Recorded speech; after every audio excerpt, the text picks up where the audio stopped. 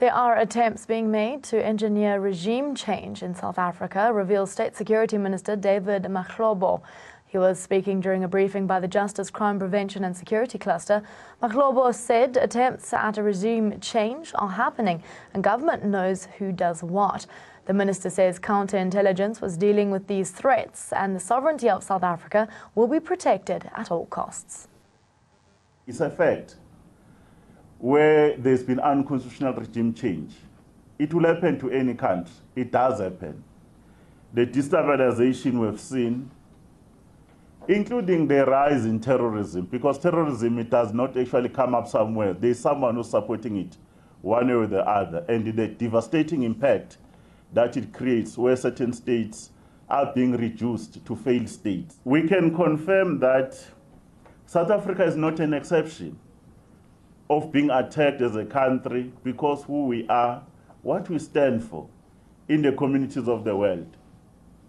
There are state and non-state actors who are at play.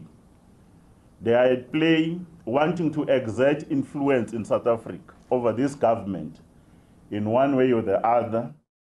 In a democracy, there'll be agitation for regime change.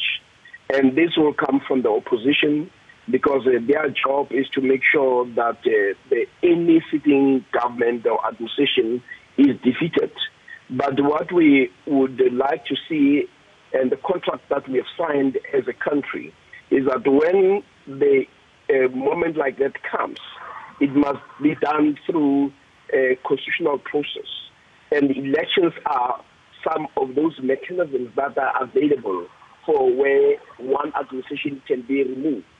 But what we also know is that there are other people who, when they are defeated in that constitutional process of elections, then they begin to try to find other ways of undermining and making sure that a government that has been elected by the people is undermined. There's been this talk before, and the minister has actually alluded to the fact that they know who's doing what. They've been watching and following this. So I don't think we should underestimate that statement. But let us take a step backward and recall what happened in Brazil last year, whereby a democratically elected government, sitting government, was forced to get out of power. You know, the leader of the country was removed out of power, and in an illegal, unconstitutional regime change manner, and the same was coming to South Africa. But there has been pressure from imperialist and external forces, in some instances conniving with internal forces of this country